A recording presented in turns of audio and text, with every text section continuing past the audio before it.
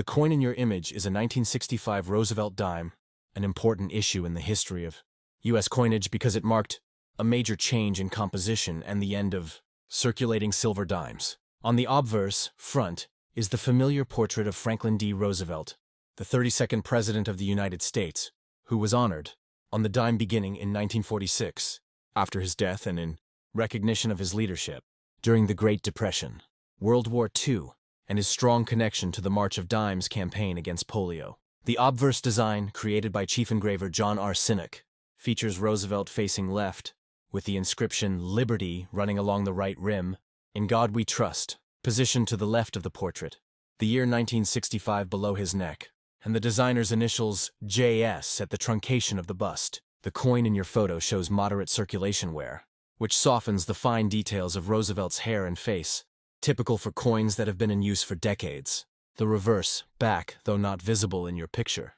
features a central torch of liberty, flanked by an olive branch on the left, symbolizing peace, and an oak branch on the right, symbolizing strength and independence. Around the edge are the inscriptions United States of America and one dime, with the motto Pluribus Unum, out of many, one, placed horizontally across the torch. The year 1965 is particularly significant because it was the first year U.S. dimes were struck without silver. Due to rising silver prices and coin shortages, the U.S. Mint eliminated silver from circulating dimes and quarters starting that year. The new composition, introduced in 1965, which is still used today, is called copper-nickel clad. It consists of an outer layer of 75% copper and 25% nickel bonded to a pure copper core, giving the coin a silvery look but without precious metal content.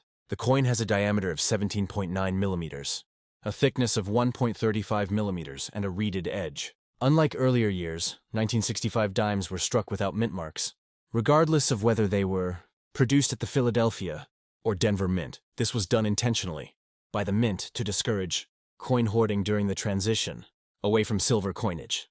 In terms of mintage, the 1965 Roosevelt dime was produced in extremely large numbers, over 1.6 billion pieces, making it one of the most common dates in the series. Because of this massive production, circulated examples like yours generally hold only their face value of 10 cents, although uncirculated and proof-like examples can be worth more to collectors. Additionally, some rare error coins from 1965, such as transitional errors struck on leftover 90%, silver planchets from 1964, or major striking anomalies like off-centers, can be worth hundreds or even thousands of dollars, but such pieces are very scarce and must be authenticated by experts. In summary, the 1965 Roosevelt dime represents a turning point in U.S. coinage history, marking the end of circulating silver dimes and the beginning of modern copper-nickel-clad coinage. While very common in circulation and generally not valuable in worn condition, it remains a historically significant coin, symbolizing both Roosevelt's legacy and the economic realities of mid-20th century America. So do you want me to also give you a detailed value breakdown for regular, uncirculated, and rare error varieties of the 1965 dime, so you can compare whether your coin is just a regular circulation piece or something potentially collectible?